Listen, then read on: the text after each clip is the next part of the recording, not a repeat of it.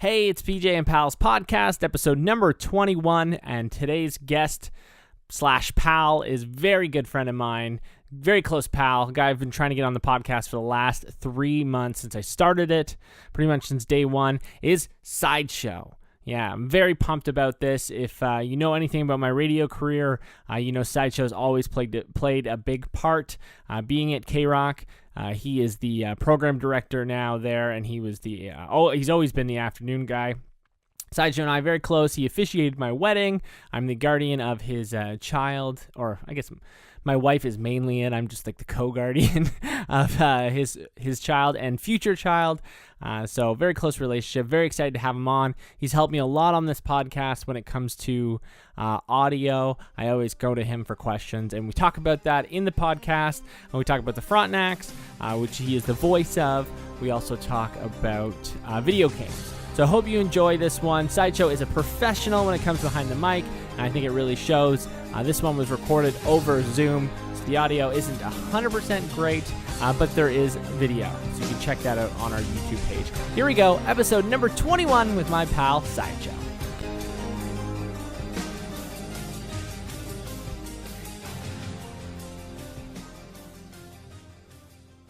We'll get it to work. Oh, I can hear you. Oh, and I can hear you now. Beauty. Fantastic. Look at that background, that Glorious Suns vest. That's awesome. I do what I can. And then, you got a Lemon jersey too. That's actually a game-worn Mac Lemon jersey. He was. Oh, that's even cooler. Yeah, they decided, well, who else should we give this to? And you're like, I know a guy with the last name Lemon. You may not know this. My last name isn't Show. They just gave it to me. They were like, hey, we thought this is perfect. So I was like, hey, great, I'll take it. Fantastic. Yeah, Mm-hmm. I've still got my France jersey. I've got PJ on the back. So you've got right behind your head, you've got a belt that you actually won. Yeah. I've got nothing I have acquired by actually winning something. Well, your skills are pretty impressive, Sideshow. You are a legendary radio host in Kingston. And I say legendary because literally I grew up listening to you, inspiring. Don't do that. That's weird. It's not weird because I've told you many times. And then we work together, and you're still doing it. You're the voice of the Kingston Frontenacs. You know, it's pretty impressive stuff. You going for Bob Cole's job in the Toronto? Yeah, you bet. Yeah, send in your demo. I'm working on my baby. Oh baby, the defenseman has the puck. It's all the goaltender made a great stop there. Great save, yeah. So how's putting the little girl down? Words. I just did 2 podcasts before this, so I'm a little brain's a little worn out. But I'm happy to come in third. You're not third. I've been trying to get you to do this for 3 months now. Yeah. I'm just proud to be one of the pals. You are one of the pals. Yeah. Yes. Yeah. You're more than a pal. Sorry, my dog just came here. He wanted to say hi. This is my dog. You've never met Leo, eh? I have met both dogs, I believe. Okay. Well, then you met Leo. I think you had them at the thing at yes, Park. Yeah. Yes, yeah. So Leo is the one we just adopted. But what are you doing with your time now that the Frontenacs season came to an end?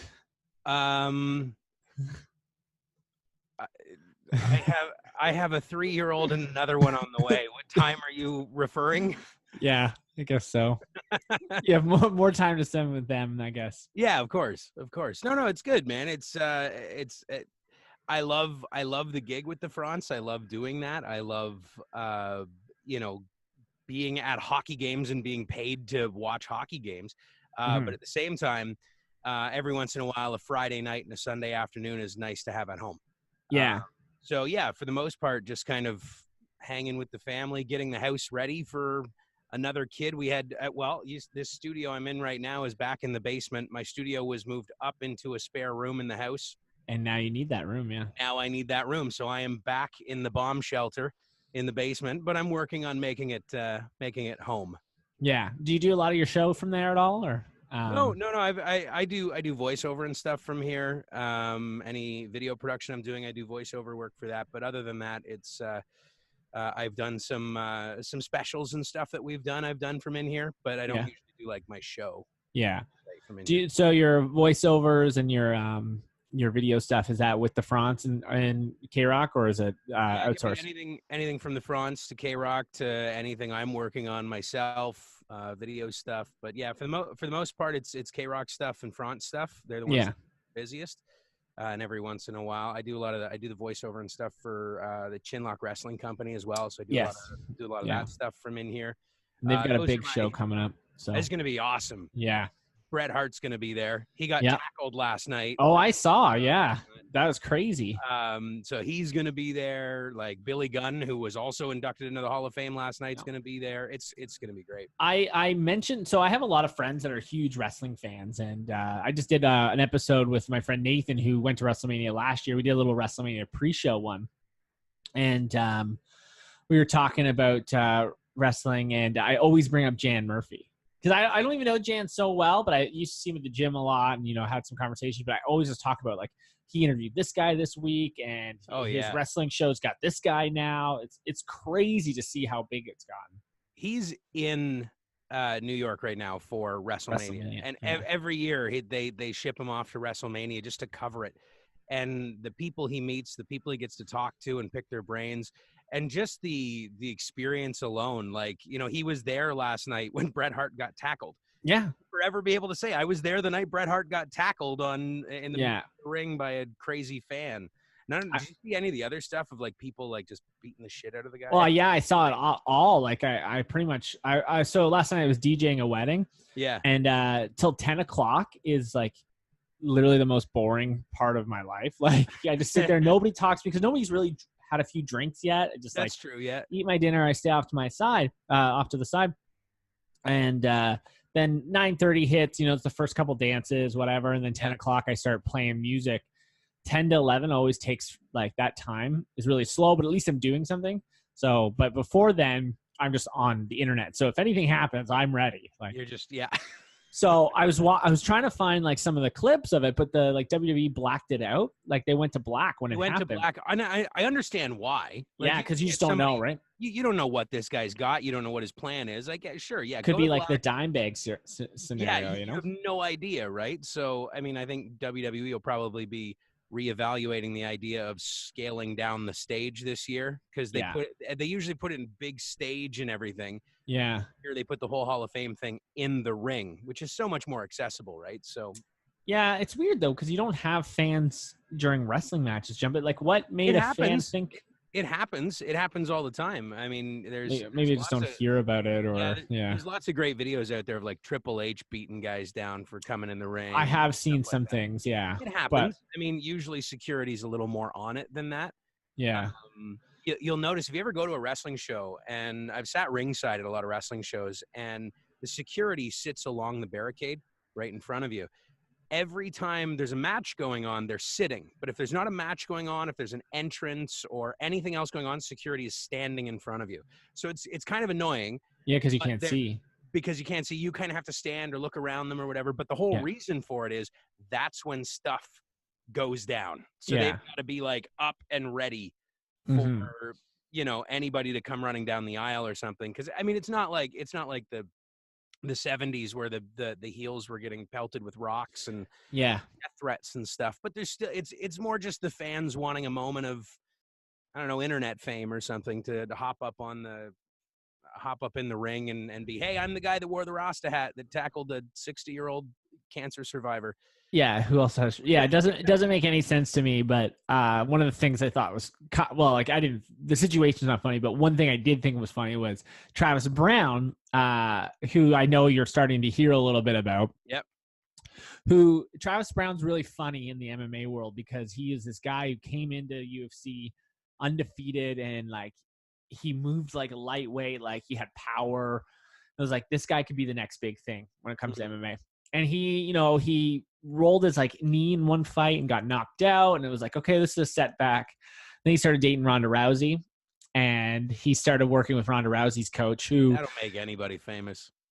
Yeah. So he started going to Ronda Rousey's coach, who is not a good MMA coach. Like, I think Ronda Rousey would still be undefeated if she went to a real MMA coach. Like, I don't know if you know too much about Ronda Rousey's actual start in MMA.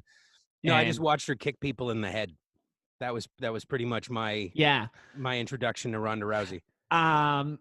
Yeah. So so how Rhonda got her start, she obviously a judo Olympian. I'll just tell like a little quick part of the story. She went to a gym to learn boxing because she wanted to do MMA. She's like, I've got judo, I can sub people, like let me fill in the hole in my game. And this Edmund guy, her trainer, wouldn't give her the time of day because she was a woman. So she would train all the time, hitting the bag, and he wouldn't talk to her. And she would like watch him teach other people and then try and do the stuff. Like, cool success story on her part. She goes, wins some amateur fights, makes the news because now she's this judo Olympian getting into MMA. MMA is a hot scene, blah, blah, blah. Her mom was a big deal in judo or something. Her mom was the first national American champ, I believe. Right, Never right. won a medal. Rhonda was the first American to ever win a medal in judo. In female, I think. Or maybe even American. I don't know. Anyways, once Rhonda got famous and like he found out that she was doing MMA and she has this judo background and she's a big deal, that's when he starts training her. Right. And he wasn't a very good coach. Like he's a boxing coach. There's so many better MMA coaches. Anyways, Travis Brown goes to him. Travis Brown's career just ends right there. That's it. And he never won another fight. And he's got a very bad ground game. So last night, like after Travis Brown he was one of the guys beating up the guy. All the comments were like, I've never seen Travis Brown hit anybody on the ground. And like, who knew Travis Brown had ground and pound? So the internet's a great place sometimes. Yeah, there were some good moments in that too. There was some good. The guy took some good shots, man. Yeah. He's earning that 15 minutes of fame. That's for sure. Yeah, I'm surprised he made it out of there. Like he didn't die. As far as we know. Yeah. It's like I picture it like there's a like a casino. You just got caught cheating at a casino in the 70s, and there's a guy back in the back with like a hammer. Yeah. Like, so you want to cheat, do you? And smashes your knuckles or something. Yeah. That's what he's never the same. I'm expecting it. He's going back to gorilla position. There's Vince McMahon. He's like, you want to ruin my show, eh? Yeah. Vince is totally that gangster boss in the background. For sure. But yeah, so WrestleMania tonight. This episode is going to come out a little later, so we won't talk too much about WrestleMania. But that's right. I don't know a lot about it. It's all spectacle, right? Like I love it. I watch it. I haven't watched a Raw or a SmackDown in probably 2 years. Oh, really? Like, yeah. It just. I watch every pay-per-view that comes on. I mean, I have the WWE Network, so I still watch the pay-per-views. I try and sort of keep up on it, but Raw's 3 hours now on Monday nights, right? And SmackDown's the next night for 2 hours. Or maybe it's 3. Anyway, no, I think it's 2 hours, but it's the next night. So you got every Monday and Tuesday, you got a 3-hour show, then a 2-hour show. And then next is on Wednesday, right? Yeah, like, NXT's, I think, Wednesday or Thursday. Anyway, it's just it's too much. So much. And you kind of just have to pick the ones you want to watch and stick with them. For me, I have the network. So for me, I'm watching Attitude Era stuff. Like I'm on 2001 right now. So I'm watching the Hardy Boys and the Dudleys and Edge and Christian flying off ladders and stuff at the same time. Which just never get old. Right? It doesn't. It really doesn't. But yeah, like that's the stuff I'm watching now because it's right at your fingertips. And that's the beauty of the just the technology of it. Like I remember asking a buddy who I knew happened to have all this wrestling stuff, like all the old Raws and SmackDowns on his computer on a hard drive somewhere. So he's like burning them onto DVDs for me. Now it's right there. As long as I've got an internet connection, I can watch it, I think I lost your video. Well, that's all right. You don't need to see me. But I like it. I can still see me. Okay. I like it too. I don't know what just happened. There we go. I don't know. Something with my computer. That's my bad. Yeah, I remember taping Raws on VHSs and then having to go get my mom to take me to Walmart so I can tape another Raw on VHS. And I watch it live, and I try and stop it when I go to the commercial so I didn't have to watch the commercial later. Yeah. And do you remember when they came out with VCRs that would skip the commercials for you? Do you remember that? I do not know that. I didn't know that. It would record the show, and then I don't remember how the technology worked, but how it knew. Yeah. Yeah, it would skip over commercial breaks. There was something in it. Anyway, my uncle had one, and I thought it was the coolest thing in the world. That is genius. Yeah, I have no idea how it worked. Technology is very cool. Like this app we're using right now, we can see both of each other, but when I post it up, it'll show the camera of who's talking.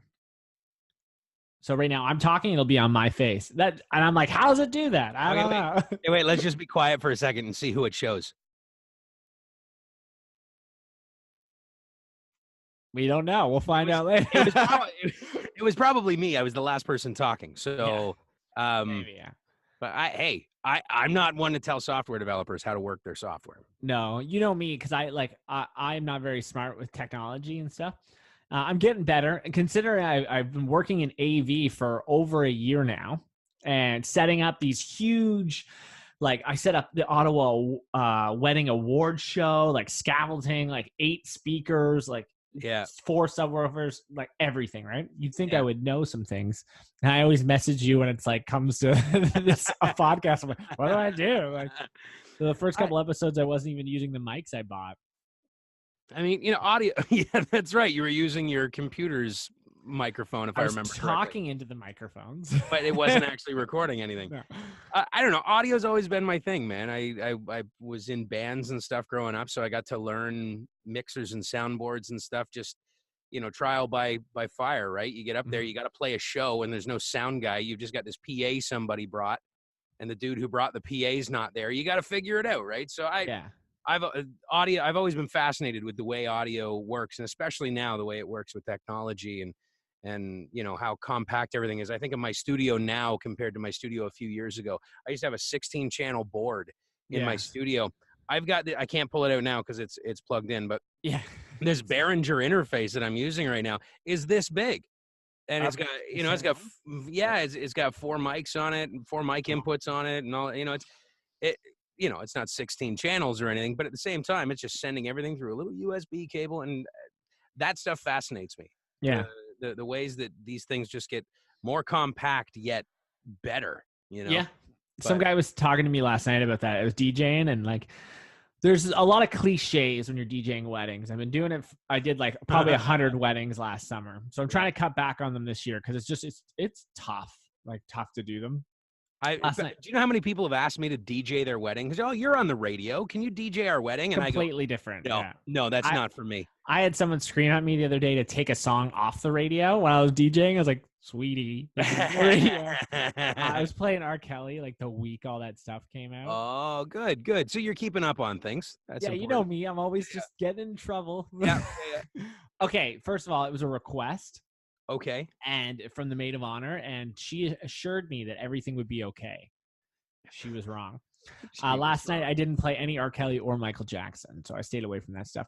But so I know I'm going off a little tangent here, but R. Kelly has been doing this stuff for well over 10 years. I don't know why it's such a big deal now. Like, I played Ignition a couple months ago. It was completely fine. I play Ignition now. It's a big deal. It's like I'm pretty sure there were early episodes of South Park that made jokes about R. Kelly, weren't there? Like, Chappelle has a song about Ignition where he redoes Ignition about peeing on girls back in the Chappelle show. That was in 2004. Yeah, that was like early 2000s. Yeah. So you're upset now? Like, same thing with Michael Jackson. How long have we maybe not known, but kind of had an idea that there was something going on, right? Like, he used how many times?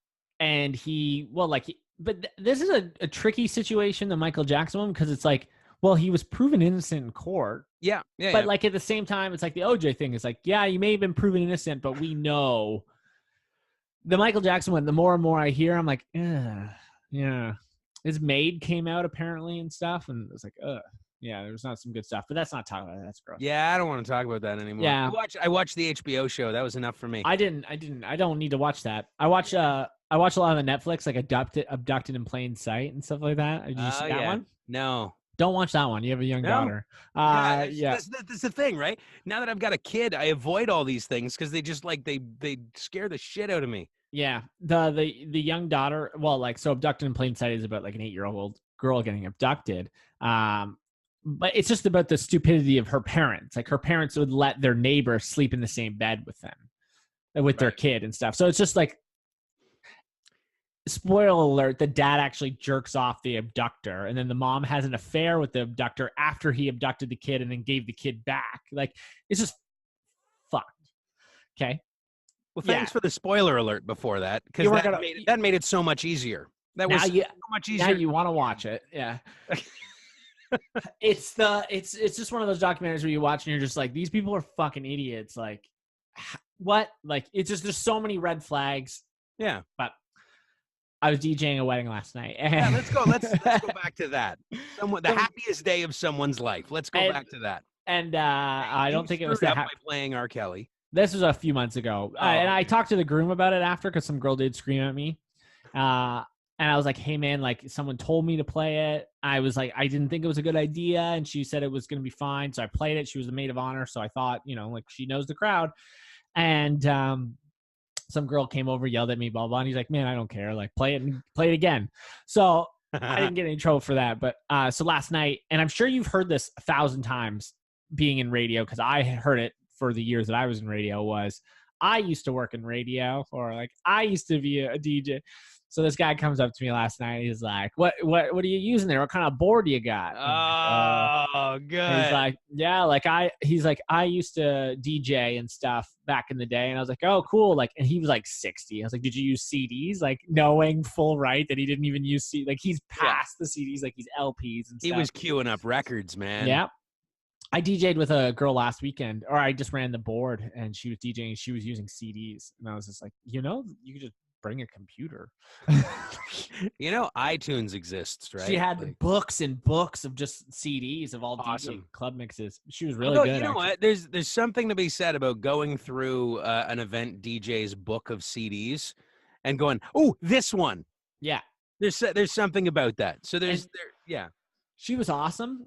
Super nice lady too. But yeah, so this guy, and then he was talking to me about all the equipment he used to have to bring places. He's like, really compact now, eh? You just pack up and go. And I was like, yeah, like technology, dude. Like, have you seen an iPhone? Like, the shit's come a long way.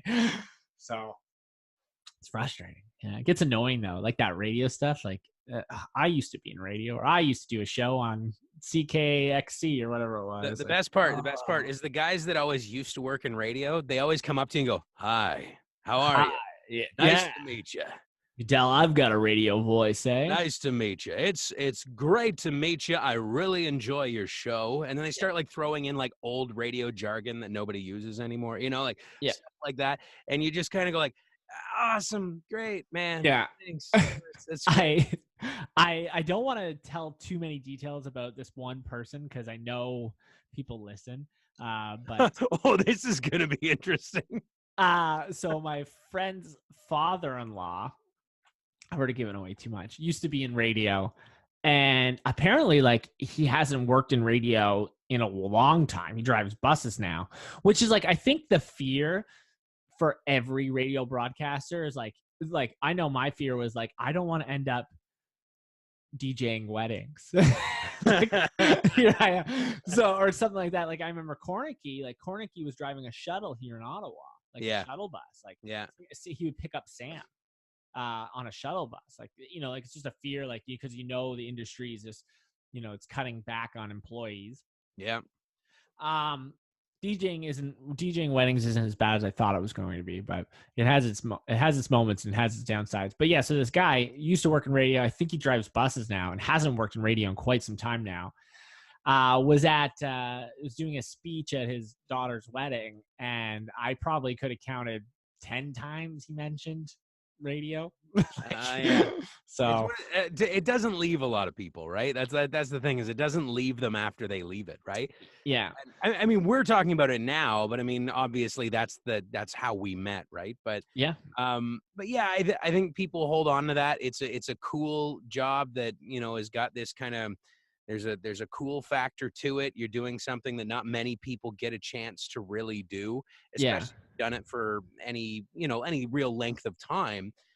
You've kind of made it in the business, right? Like and that's just the way, and so it will stick with people. And I get that. And I was always afraid, like, man, if I ever quit this, I couldn't drive a bus. My sense of direction is terrible. Yeah. You ever see them turn those things? They go like, whoa, like I couldn't do that stuff, man. And that giant wheel, no, couldn't do it. I think you do better than you think. Yeah. You think I'd be an okay bus driver? Yeah. Well, yeah, as long as I have like the same route every day. Yeah. And I'd be okay. As soon as they're like, okay, you're on this route, I'd be like, fuck, it's been a good run, but I think I have to quit. Yeah, I think it's time for me to call it a day. My friend Lyle, you've met Lyle a few times. He drives school buses now in Alberta. Does he? Yeah, he told me that recently. I was like, Oh, what? I feel like did he mention that on the podcast? Yeah, he talked Yeah, he about how did he mention listens that to on the the podcast. podcast on it before he picks up any kids because he's got to stop once he picks up some kids, right? Because That's like and speaking of radio, that's like the ultimate, right? Like if you're the radio station that gets put on in school buses, you've made it. Like I remember as a kid, you'd always like you'd hear certain morning shows every day because that's the school bus that was the station the bus driver would put on. So everyone's always like, man, I'd love to be the station that I don't think many school buses put on my radio station. It's Just a funny that guess. you say that because the first time I probably told you this story, but the first time I was ever on the radio was I was riding a school bus and I called. I want to say it was Shadow and Taz. I think it was Shadow and Taz. Probably. What year? I would have been 16, so 2006. That was probably Shadow. Yeah, it was after Tucker and Taz for sure. After Tucker. I started in 2006, so around, and it was Shadow and Taz for a while after that. So okay, yeah. So yeah. Yeah, so I want to say it was around when I was 16, 15 or whatever. And because I remember I called them a few times, but the one time I did get on the radio was I requested a song and they actually played it. But they fucked with me, and I was like, I was young, 15. I asked for Skid Row, 18 in Life. Okay. And I'm this like little kid on the radio, like asking for Skid Row, 18 in Life, because me and my friend Eric loved that song. We would sing it all the time, and this is before iPods and stuff. Like the only time we could hear the song is if we got home and put it on the computer, right, or put it on our CD player or something, right? Like we didn't have a phone; we could just play it. Pulled it up on Napster. We didn't have the Skid Row CD player, that's for sure. Or burn CDs and stuff. And so they were teasing me, like, did you just get out of prison and stuff? And they were totally right. Now that I think back, like, it's hilarious. I didn't realize that Skid Row 18 Life was about going to jail and coming out and stuff like that. And like, Ricky was a young boy. Yeah. So I remember being on the bus. My bus driver's name was Roxanne. Of course. Because we also screamed that a few times, like Roxanne. But yeah, so she loved it. It was probably the first time she'd heard it too, which is awesome. You got to introduce her to that. Yeah, I don't think she'd ever heard that before. So as I was leaving the house, I called because I knew I was going to be on the bus. I knew we were going to be listening to K-Rock, and I was like, "Can you play 18 Alive?" Because me and Eric are going to belt it out in the back of the car, back of the bus, and they put it on. They played the whole clip, and everyone was like going nuts, and like it was like, like it was just huge. And then like I don't know, maybe sparked something deep inside of me to become a radio broadcaster. So if I ever get a time machine, that's the point. I go back and tell myself just to turn around. Don't do it. Read more books. Nonfiction. Yeah. Read more nonfiction. No, I make jokes about a lot on this podcast about radio because, dealing with Matt and my friend Nathan. I had one with Jesse, who's a morning show. Now I think he works on KISS now. Okay. In Ottawa. He was part of the morning show that I was producing for a bit. Do you remember this? Oh, yeah, I do. Yeah, I do. I know the show you're talking about. Yeah. And they ended up getting syndicated through a Seattle show. Yes, I remember that. That sparked a lot of pissed off people. Yes, quite a few. And so we talk about radio a lot in this podcast, but I think radio is like the best industry just to meet just generally cool people because like, there's not a lot, they always say there's not a lot of money in radio. Like you're just doing it for fun and you get to meet a lot of people like that, like think of some of the cool people we've met in radio, like Matt, Wendy. You've never met Marianne, or you may have met her a little bit. She's one of the coolest people in the world. Yeah, Marianne used to intern at the station years. Sam years Hudson. Yeah, Sam's a great dude. I love Sam. Yeah. So yeah, no, and it's true. Some of the best people I know are people I met, working in radio. Again, that's it's been a third of my life now, or more. So it's kind of course, yeah, most of the people I associate with now are people that I met over the last 13 years. But yeah, I'm totally the people I've met, the people I've become friends with. It's a whole community, and when we all get fired, we all just bitch about it together, right? So that's the beauty of it. Yeah.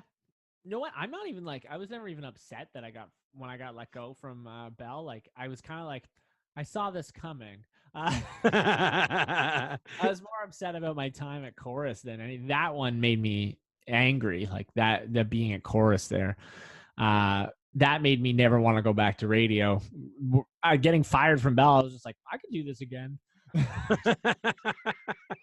Spending a year with chorus is like, I need to find something new. Fuck. You're done with chorus, and you're like, I have done all 3 of the big ones. Yeah. I don't know what else I can do at this point. Yeah. Yeah. I'm at a point. Yeah. I don't know if I told you I'm trying to go back to school in the fall. What are you doing? Well, something that like I have no experience in. It's going to be it's going to be really tricky. It's a good reason to go to school for it. Yeah, game development and computer programming. So it's just something like, because I was like, one person, Wendy, asked me, like, Wendy told me a lot of times I should go to school to be a personal trainer or something. And I was just working at a gym as a kickboxing instructor, and the gym closed in January.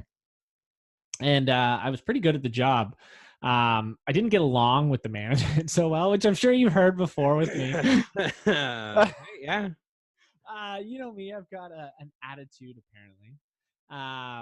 No, that job was a little trickier because like I was really good at it, just talent wise, right? It was something I've been doing for 10 years.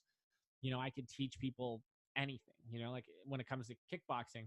But then you have people that have been doing it for 6 months because that's when the gym opened. They've never done it before in their lives. And now they're telling you what's right and what's not right. And like some stuff is like, you can just like, you swallow or whatever. And this other, there's just too much. And there's a lot wrong with the franchise. And that's why they ended up closing. It's because of all these signs I kind of saw. And now the franchise is getting sued by all these like former students because they didn't get their money back. So you want to go into game development? What part? Like animation or like what's the program is at Algonquin is just I know I went on a little tangent about kickboxing there. But the program at Algonquin actually teaches you a variety of things. So I think it's over the first 2 years, it's kind of like, remember when we went to school for radio, you could go in announcing, there was the sales, there was promotions and production, right? So you kind of learn a little bit of everything, and then you see what your passion kind of was. So that's kind of like what I'm doing is like I know a little bit about game engines. Like I've tried to watch some videos online. There's not a whole lot of videos like how do you create a game engine, like you can't just go to YouTube and be like, how do you make video game? Yeah. There is a site I follow like called Skillshare, and there's like a little bit of stuff in it, but again, it's nothing.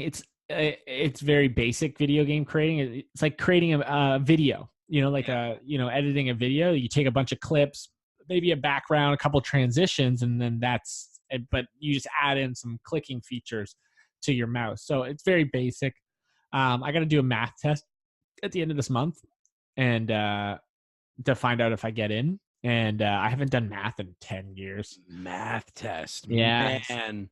So I downloaded, and I used to be really good at math in high school. That was like the one thing I was good at was math and getting into trouble. There's a pattern here. So I was looking at these math equations and stuff, and I was like, oh boy, like I forgot it all. So I'm gonna get my my little just brother. remember BEDMAS. That's the only part I remember. I believe remember BEDMAS. Did you know that? Fuck, they changed that. I think they did. My whole life is based around BEDMAS. Or maybe it's Pluto. I don't know what Pluto is. Are you talking about the planet or the X planet? Well, they changed that from us. It's a dwarf planet now, I think, is what it is. BEDMAS still a thing? I think, but I've never heard that BEDMAS is not a thing. Did you seriously Google is BEDMAS still a thing? Yeah, there's something called PEDMAS now. What does the P stand for? More popular and more taught. Most do the multiplication before division as PEDMAS. Seems to be more popular and more taught in schools. BEDMAS of PEDMAS appears to be taught much less. I don't know. I don't even know what the P is, though. I don't know what the because B is the brackets, isn't it? Yeah. So then what's the P stand for? What is the P is what I want to know. Provision? Wow, now you're Provision. Yeah, so PJ, how's this math test going? Well, PJ, we'd love to have you build games for us, but do you know PEDMAS? Yeah. How proficient are you with PEDMAS? It stands for parentheses. Parentheses. Yeah. So brackets is what that stands for. Whoa! Look at that. We solved it. So it's the same goddamn thing is what you're telling me. Yeah. I didn't make it. Like, I didn't change it. You're like, no, this one's way better. It's more popular. I didn't say that. It's the same thing. I just said I don't think they teach bedmass anymore. Okay. Anyways, I'm going to try and get my brother to, I keep meaning to study, but I've been busy. I started a new job. Yeah, I play a lot of video games. So I'm like, maybe I should just stop playing video games for a little bit and study to become a video game designer. I've always wanted to do video game voiceover so that I can be like I want to be like Arthur Morgan and just voice like, that's a good boy, like 20 million times. There you go, boy. You know? And I like, that's what I want to do that as well. And so like I've been doing a little bit of voiceover here in the studio, but it was hard to get jobs doing it, freelancing. It certainly is. But like, it's one of those things where you know, like you have a lot more experience than I do, but like, you just got to get the ball rolling a little bit. And so I just started getting the ball rolling. I was in a documentary for Carlton, where I'm a pilot, or no, air traffic control. I was going to say, if it started with your signature line of, hey Dad. Yeah. Heard nationwide. Every commercial, anytime PJ was in voicing a commercial, we always knew he was going to be the one that goes, hey Dad. Yeah. I remember like Mike Dara pulled me in the office one time and he was like, I just got this email from someone in Alberta or like Rogers out west or whatever. Yeah. They're looking for a small child to voice something. So here you go. And I was like, oh, sweet. Yeah. And it was like, yeah, but that K-Rock commercial, ran for over a year. Oh yeah. It was a football season and it was just like, yeah. Oh yeah. We used to laugh because we would do a break together and we'd end it. And then that would be the first commercial. Hey Dad. Hey Dad. That's my claim to fame. I always get male announcer hard sell aggressive or something like that. And like the script, I shit you not, will say the words like explosion, laser zaps, and like things like that in it. And I'm just reading around explosions and laser zaps, and I'm just telling people to buy used vans. Yeah. That's you found your calling. Yeah. That's my calling. Yeah. Is to sell used vans in Halifax. Fuck you. You're probably famous out there. Yeah, I was actually fan guy. All right. I was actually at Matt's house a few weeks ago, helping him do some stuff around his house because he just bought a new house.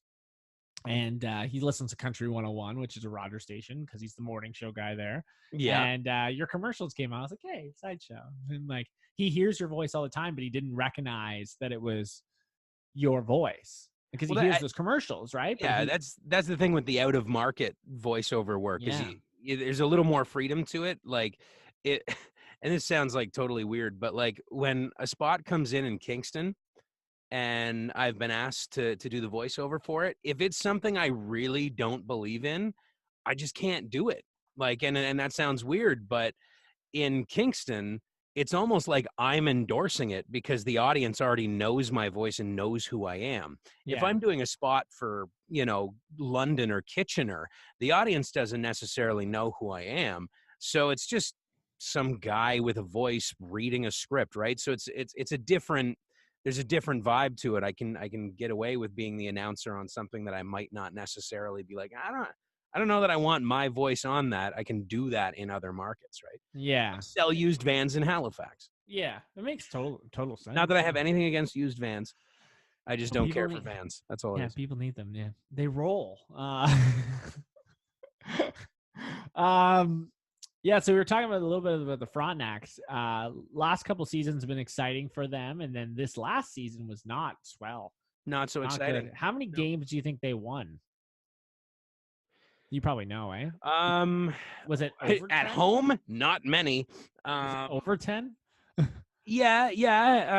It was. I'm trying to think of what the actual number was. I want to say they maybe won like, I don't know, 20 games altogether No, over that's the not. course That's of the season. 2/3 of the season. Yeah, Let's put it this way. They or were 1/3 of the season. they were fighting for last place.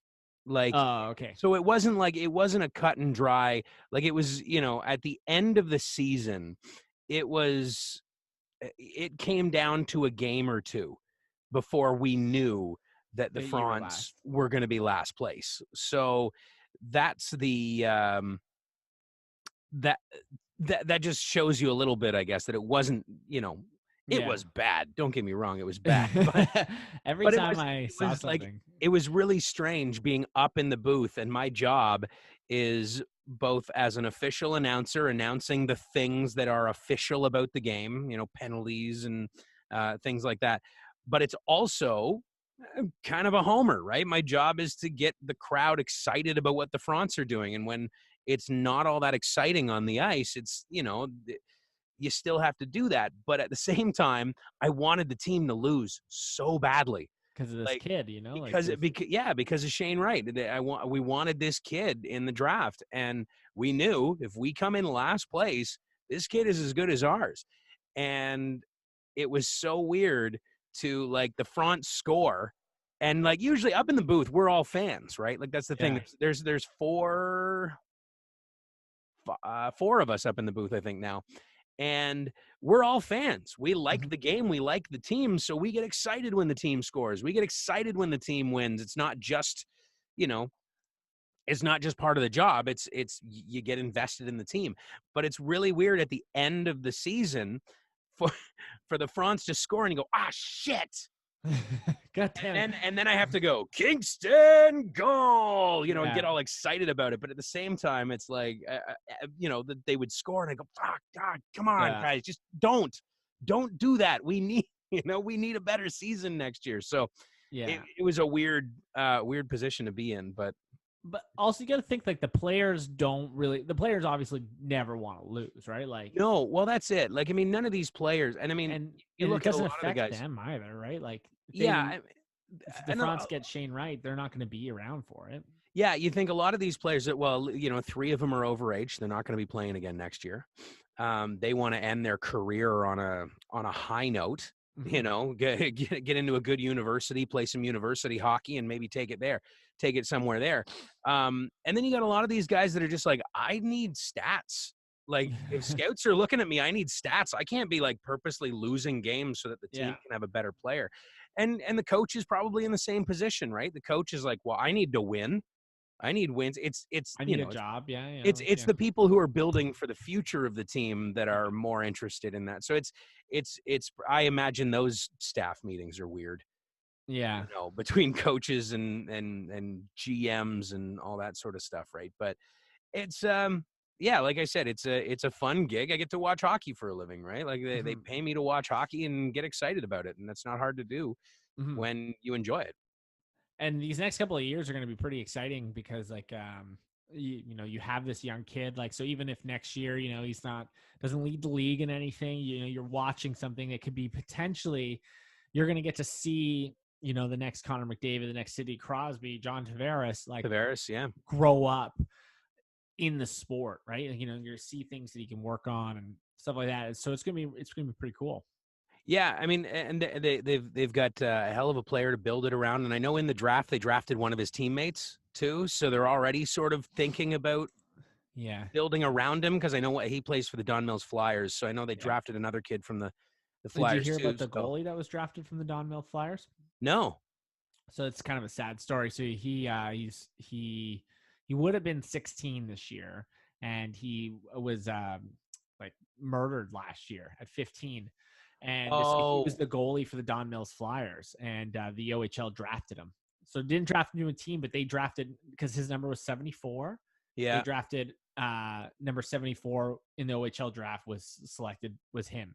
Okay, now that you mention that, I didn't hear about that part of it, but I feel like we did a moment of silence for Yeah. him at one of the games, if I Yeah, remember so he was correctly. like murdered by his mom's boyfriend. Some Yeah, like yeah, I horrible was gonna say a story like that. stepdad or something like that. Yeah. Yeah, I did. I do remember that story. That was terrible. No, I didn't know about the OHL like drafting him though. That's pretty Yeah, at cool. 74 because that was his number. So Oh, cool. yeah. That's very So cool. No, he I didn't go didn't to know a about that. team or anything, but just the OHL technically did that. Yeah. Oh, So that's cool. yeah, yeah. But sad story. Shane Wright. Great. How Yes. many teams do you think are going to tank now for him? Like, do you think it's NHL teams are starting to think about it?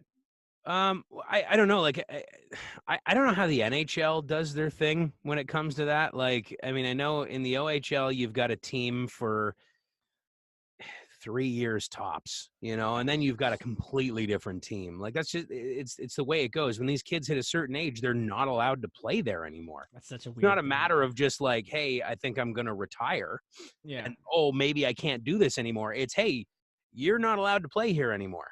You're Mhm. too old for this. So these OHL teams and CHL teams, they have to work a lot differently than a professional team does. Like the NHL or the AHL, right? So I don't know, but at the same time, you look at the track record for exceptional status players, and like they've all gone first overall in the NHL draft too. So Mhm. I mean, there's clearly something this kid's got. I mean, he's 15 years old. He's got everyone's attention. There's clearly something this kid's got that the NHL is without a doubt thinking about for Yeah. 3 years from now, Yeah. or 4 years, whatever it is. Yeah, I'm not saying like teams are going to tank for the next 3 years to get him because that doesn't make a No, lot of sense. But like, I'm sure it's on the back of some teams' minds.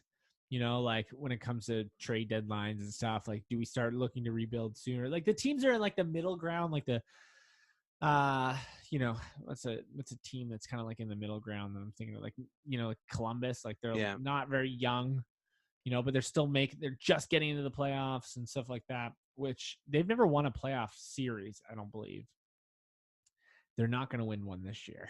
They're And playing you Tampa. got to think a lot of these teams could use a boost in ticket sales too, right? Like, so a hot young player that is making waves can make all the difference in ticket sales. I think the France are going to see a boost in ticket sales this year just to see. 100%. Yeah.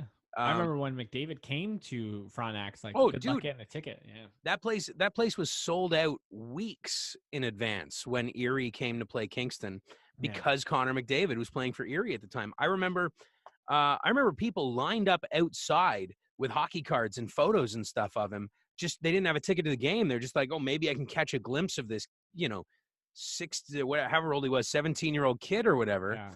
and get his autograph. And like people were camped out to meet this kid. And I think honestly, this is the first time, because we have our studio at the K Rock Center, and that was probably the first time. It was definitely the first time I'd ever had a player from an opposing team come into the studio and do an And interview. talk. Yeah. Yeah, like Yeah. I used to have the players from the France come in all the time before the games. I have the coaches, Gilmore, all those Yeah. guys come in for interviews and stuff. Never even considered bringing in a player from another team, right? Hey, we Yeah. were trying to sell France tickets, not not promote other teams.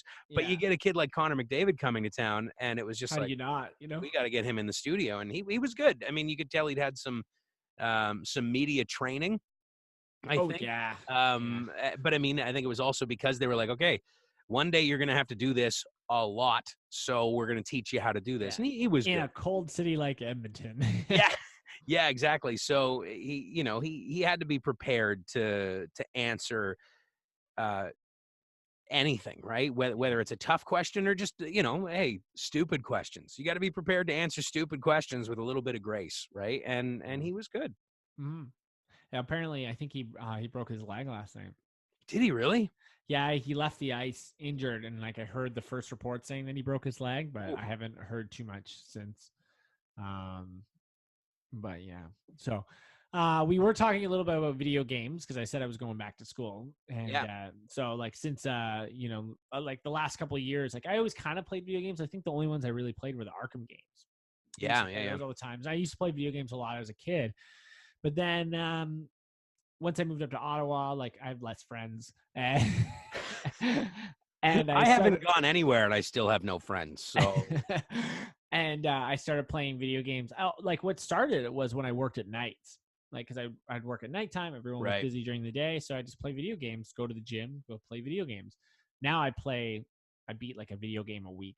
You got a And PlayStation just to play Spider-Man, didn't you? yeah, it was Yeah. fantastic. It was worth every penny.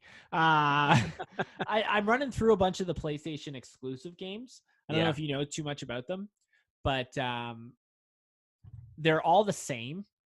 Sorry, Oh, they're all the same gameplay. So it's like over the shoulder. I'm walking around. I can slice stuff. You know, okay. it's not first person shooter. It's very much same camera, third person sort of thing, kind of like Red Dead, but not a Rockstar game. Right. So I'm playing this one right now called Horizon Zero Dawn. It's probably close to the length of a Rockstar game. It's so long, but I'm like this native girl with a spear and bow and arrows, and I fight dinosaur machines. It's fantastic. I really Wow. recommend it. Really recommend it. Wow. It's good. But yeah, so there's some pretty good PlayStation exclusives. But I wanted to bring up Red Dead because every time I messaged you, because the game's been out for 6 months. I pre-ordered that game like 2 years before it came out. I know. A solid 2 years before it came out. I remember it was supposed to come out like the September before, a whole 13 months before it came out. I had paid for it, and they were like, Yeah.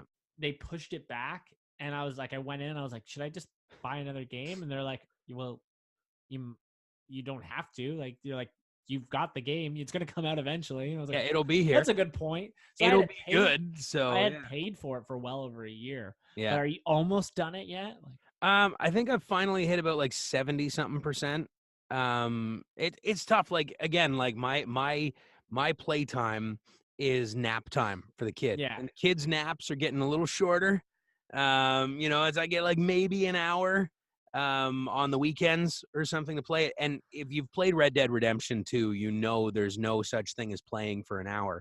So I don't like if I sit down and I'm like, okay, I got an hour and 10 minutes. Okay, I better not start an actual mission. I'll do a side mission or you know what? I needed a perfect deer to craft that thing. I'm gonna go get one of those. And then by the time you're done that, your hour's up. Yeah. Like the fast travel system in that game is brutal. And I think for a reason. I think the whole idea is to get you to experience the game. Yeah. Like I think the reason fast travel's so bad in it is because they want you to just see the world, travel the game and see things and make things happen and find things. So I think I get it and I enjoy that part of it. But yeah, like the amount of time I actually get to take in a mission is so slim. So it's taken me, I'm still not done. Yeah. I didn't do a lot of the side stuff because I was like, I need to finish the story before it was spoiled for me. And so I ran through I just did campaign missions and I bought like the book. Yeah. And so like sometimes I tried to do a little bit of side stuff, but I kind of knew where it was and like I didn't waste too much time. But, I was afraid not to do the side stuff because I thought I'd lose it if I didn't do it. Well, you can always, you do lose it. Like, so I was like, I want to get the full experience.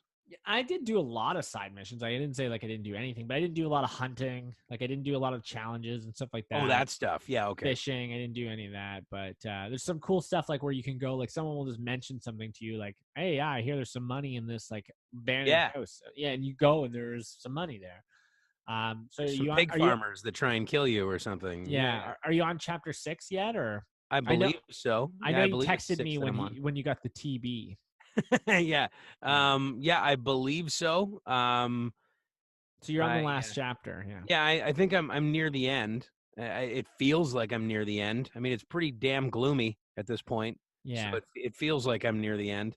Yeah. So there's 2 chapters after. I'm not going to spoil anything.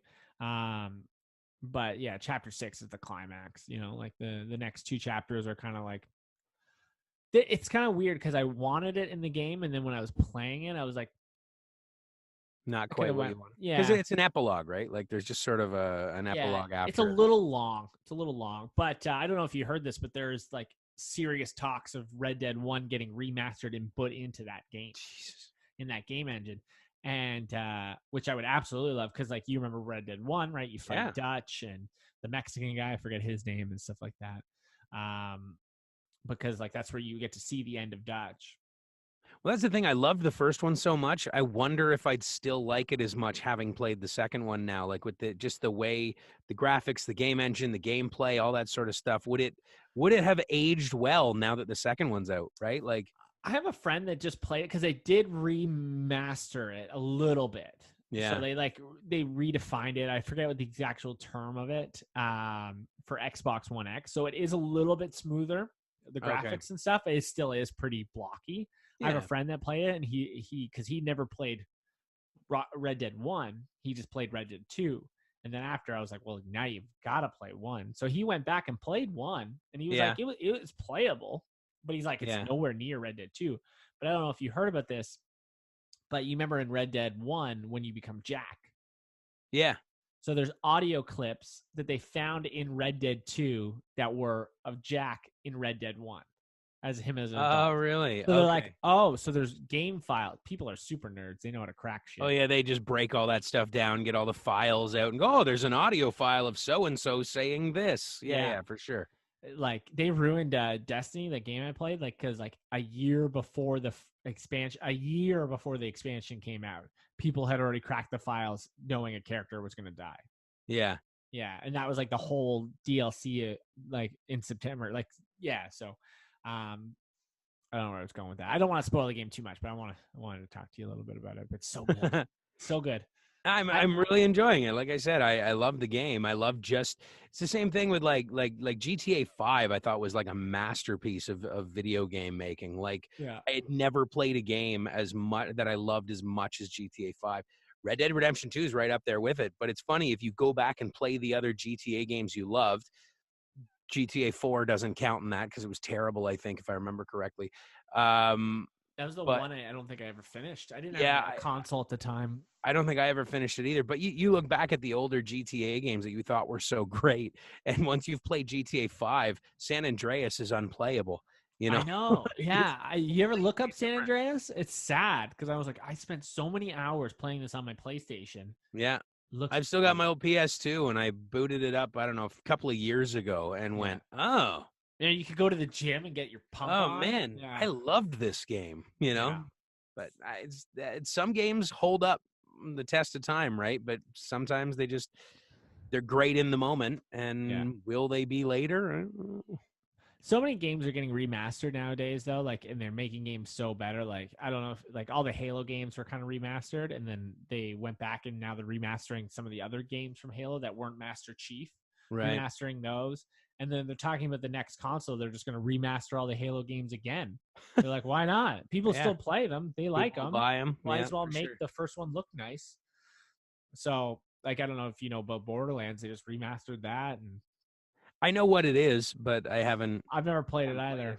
But and then they have like they remastered the Arkham games. Like, they're just constantly remastering stuff, right? So I would really like a Red Dead 1 remastered. It'd be cool. It'd be cool. It was a great game. The storytelling was awesome. Like, think of like how attached you got to John Marston by the end of that game, right? Like, you were wicked attached to that character. Yeah, that's how I feel about with Arthur. Like, yeah, like. I mean, this game. So again, this is super nerdy, but I think the thing about Red Dead 2 that makes it so good, for me anyway, is how attached you get to everything. You get so attached to Arthur. You get attached to the relationships he has with, even his relationship with Jack in the game is really cool, right? Like, there's that Uncle Arthur character, sort of thing, and then you get attached to your horse, for God's sake. You know, because you've built this horse to a certain point. Yeah. And I pre-ordered the game, so I got the war horse or whatever it was as a DLC for the pre-order. And the game glitched on me one day. And I couldn't get off my horse while I was being chased or something, and my horse ended up dying because there was this glitch. I couldn't get off the horse. I couldn't revive it or whatever. Yeah. I was pissed. I'm like, I put so much into that horse, and I had to start over with the damn horse again. So, like, all those little things that they make you work at, that it feels like nothing at the time, but then you get so invested in the character or invested in the story that you keep going with it. And when that changes on you, God forbid a Yeah. character dies or God forbid your horse dies, you're like, well, shit, I Yeah. worked so hard at that, right? And it's gone. So yeah, I wanted to bring this up on a podcast I was talking with Fez because he reads a lot of comics, and I guess I'll talk about it now. Is that like like movies, like when TV shows came out, like say 10 years ago with like The Sopranos or more than that, right? But yeah, the idea that TV shows could do more, like Game of Thrones can do more as a TV show than it could as a movie, absolutely, right? yeah, And a lot of these like The Walking Dead became such a popular thing. It's because like the comics could do more because there was never an end. The guy could just keep drawing them. He could do whatever he wanted, and that's what built this probably one of the most massive TV shows of all time, next to Game of Thrones, right? yeah. I think Walking Dead has more viewers than Game of Thrones, but Not anymore, I don't think.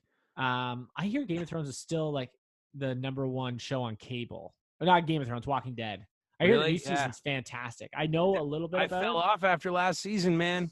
I hear I hear the season is it's one of the best seasons they've done, and I know I've read the comics of what they're doing, and I'm like, that doesn't surprise me. I've got it all PVR'd. I just do not have the energy to take it on. I remember being so excited. Liked last season so much. I remember being so excited for the Negan season, and just like 3 episodes in, I was just deflated.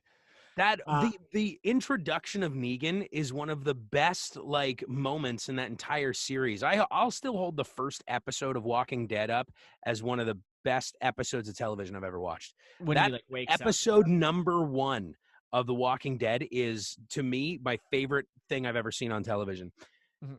The introduction of Negan at the end of whatever season that was brilliant. Yeah. And then the first episode back, when you got to learn a little more about Negan, it was awesome. And then it just, I don't know.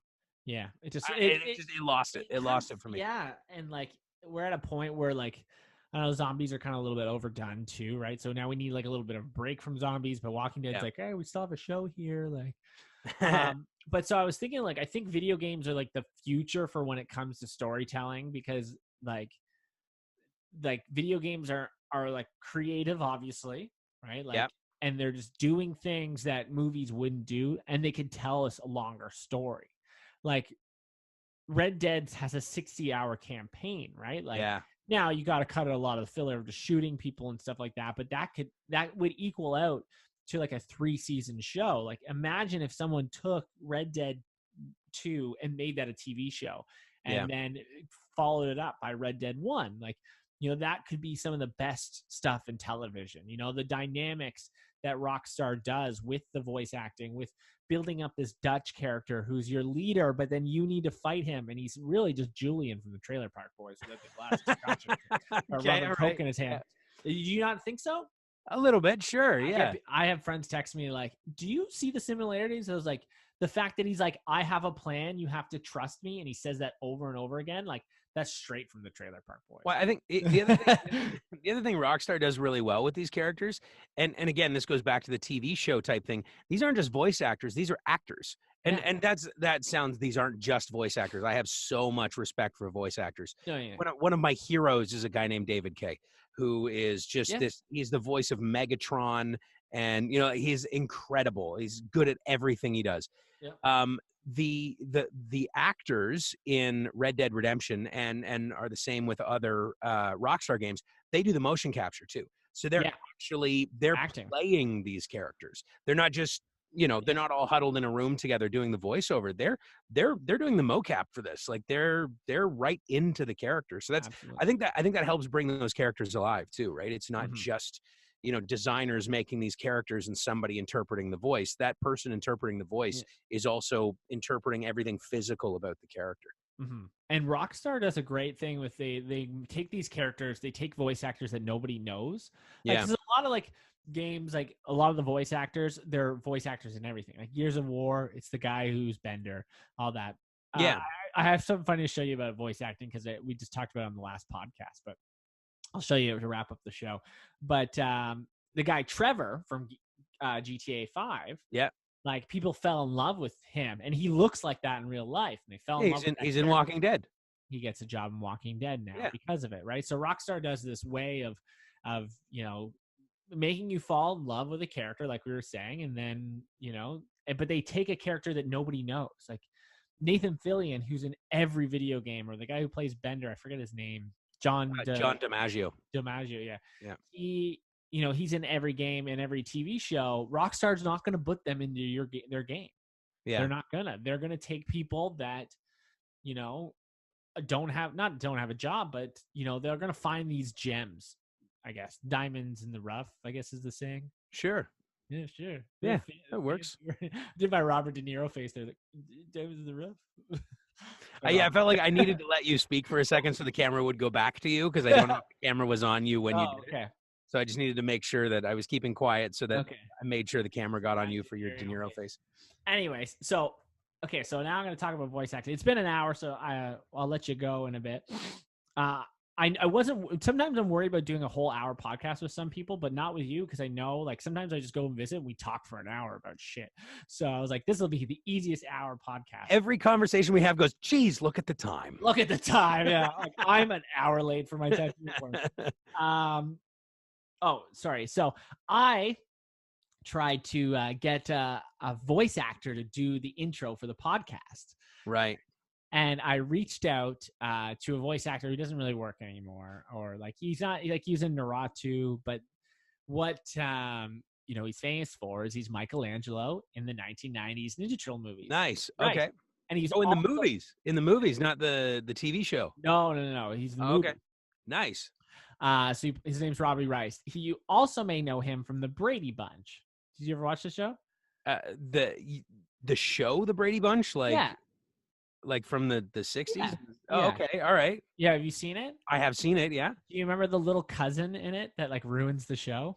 Oh, they came along late in the game? Yeah. That's him. So I messaged him to get him to do the voiceover, and he actually got back. Remember that time you ruined the Brady Bunch? I didn't say that, but I got your redemption for you.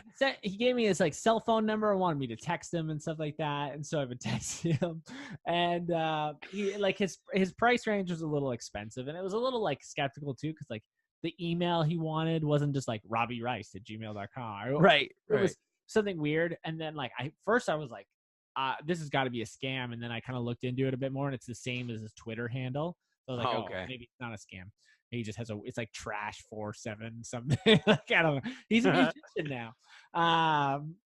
Anyway, so then I reached out to Greg Cripes, who you probably don't know, but he's in Teen Titans. You ever watch that show? I'm aware of Teen Titans as well. David Kaye, who I mentioned, is in Teen Titans as well. Oh, so Greg Cripes is in Teen Titans, and he's in the Nickelodeon version of the Ninja Turtles as Michelangelo. So nice.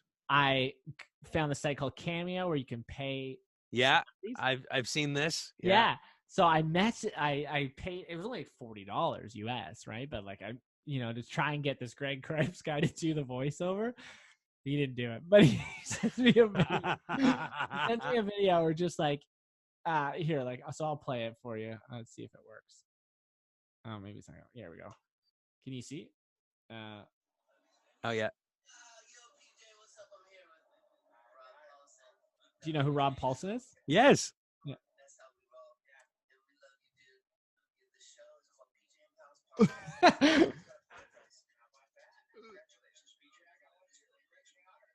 Yeah, so they just go on a That's awesome.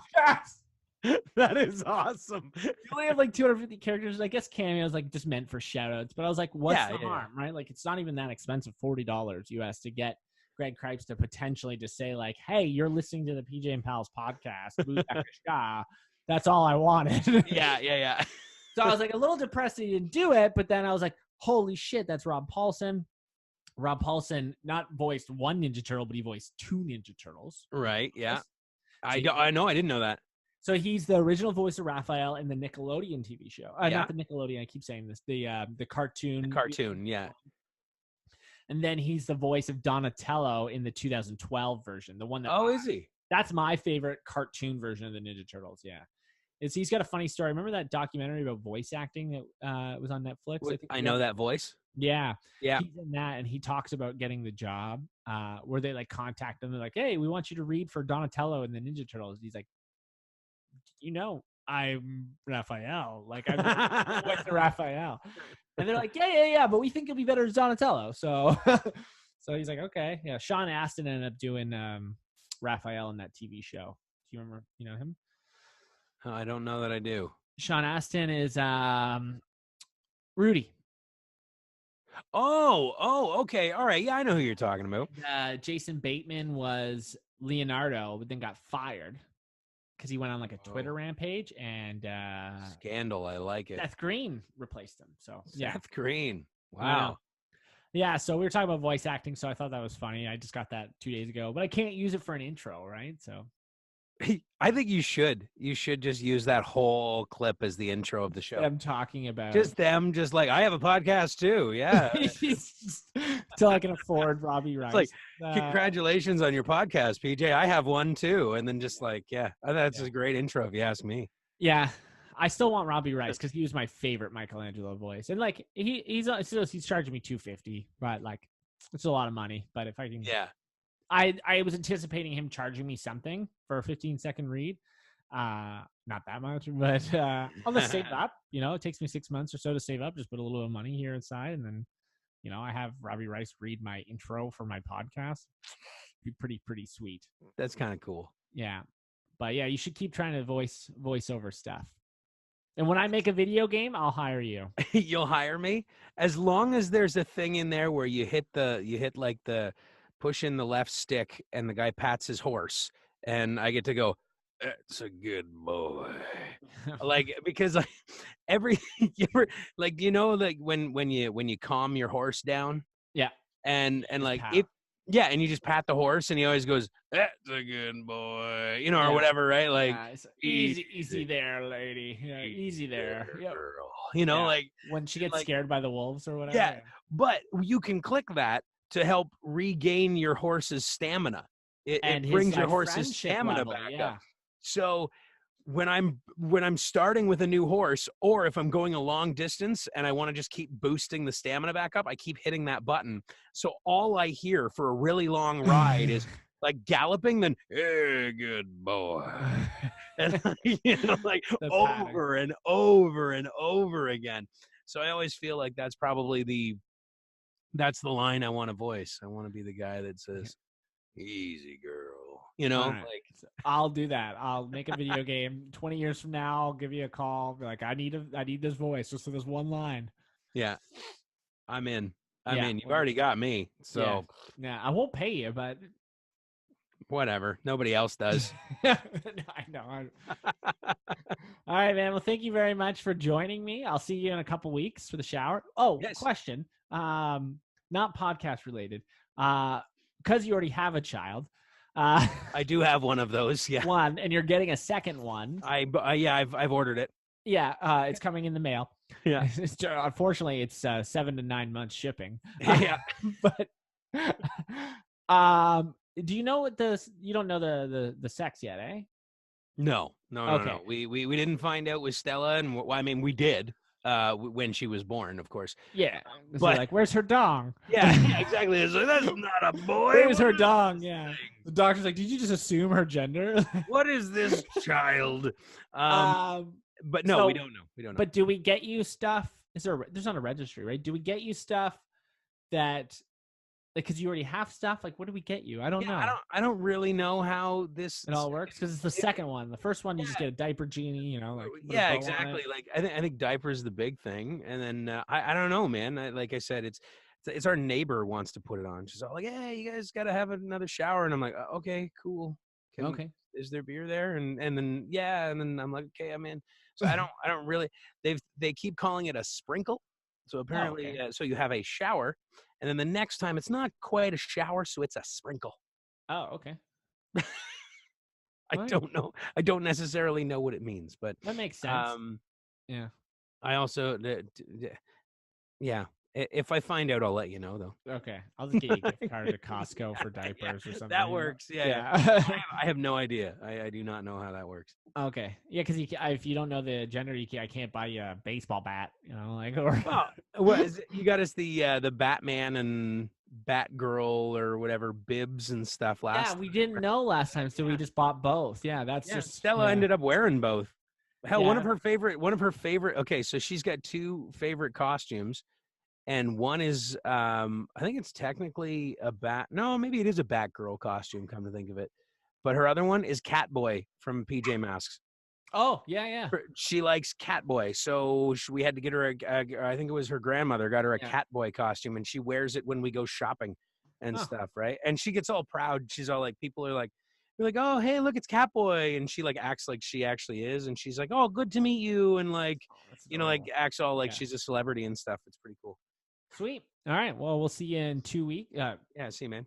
It's not 2 weeks. It's whenever it is. It's a solid month away. Yeah, it's 28 days. Maybe we'll see you on Easter. We're coming back for Easter. So. Are you? Okay. Yeah, I don't even remember the date of. Oh, my dog's telling me I have to. Your thing's May 4th, isn't it? Probably. You should know this. I don't know. All I know is the kid is due on June 16th, and the Chinlock Wrestling Show is on June 15th. And if this child is born on June 15th, it will never live down the fact that it made me miss Bret Hart, and it will live with that guilt its entire life. Is it a Saturday or a Sunday? The Chinlock show is a Saturday. So it's the 5th is the no. The shower. You're asking me questions. Okay, so the 5th is the Sunday. So maybe it's that day. Because showers are typically Sundays, right? Sure, I don't know. Just you might just have to just tell Kelsey that, like, I gotta go do this. Well, here's the thing. I haven't slept yet. But yeah, I keep saying the show is at the arena downtown, which is closer to the hospital than our house is. Yeah.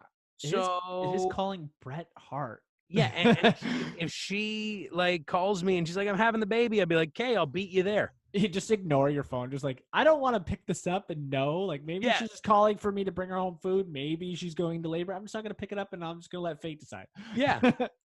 She's pregnant. She probably wants pumpkin pie or something, you know? Yeah, I don't know. But yeah, I keep saying I'm closer to the hospital than she is at that point. So I'll meet you there. And meet you there. I'll be there before you. Yeah. You know? So fantastic. All right, my dog's barking at me to let him out because all right, man. It's what he does. All right, thank you for coming on. No problem, buddy. We'll talk to you later. Talk to you soon.